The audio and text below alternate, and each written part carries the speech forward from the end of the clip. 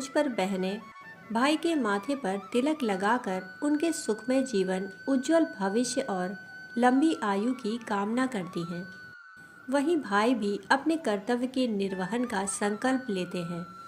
हिंदू पंचांग के अनुसार कार्तिक मास में शुक्ल पक्ष की द्वितीय तिथि पर भाई दूज का पर्व मनाया जाता है। मान्यता है कि इस दिन भाई का तिलक करने से उन्हें अकाल मृत्यु का भय नहीं रहता।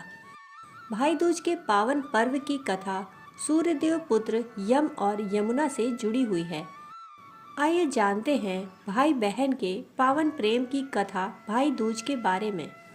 कथा के अनुसार सूर्यदेव की पत्नी का नाम छाया था और उन्हीं से यमराज और यमुना का जन्म हुआ। यमराज अपनी बहन यमुना से बहुत प्रेम करते थे, परंतु काम की व्यस्तता के कारण अपनी बहन से मिलने नहीं जा पाते थे। वहीं यमुना बार बार अपने भाई को अपने यहाँ आने का निमंत्रण देती। एक बार कार्तिक शुक्ल द्वितीया को उन्होंने अपने भाई से घर पर आने का वचन ले लिया। यमराज जाने में इसलिए संकोच करते थे कि वह तो लोगों के प्राणों को हरने वाले हैं, उनके जाने से कहीं विपरीत असर न पड़ जाए। किंतु इस बार बहन यमुना की बात को वह टाल नहीं सके, क्योंकि वह वचनबद्ध थे।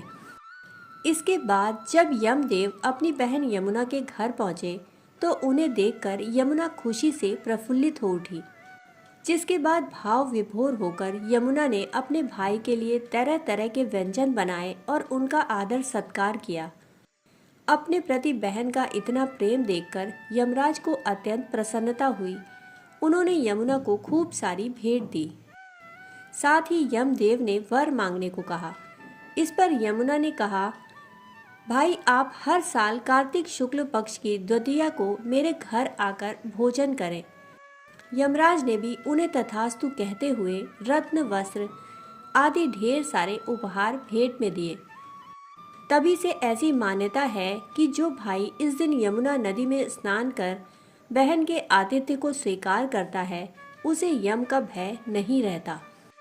दूसरी कथा के अनुसार भगवान कृष्ण राक्षस नरकासुर को हराने के बाद अपनी बहन सुभद्रा से मिलने गए थे।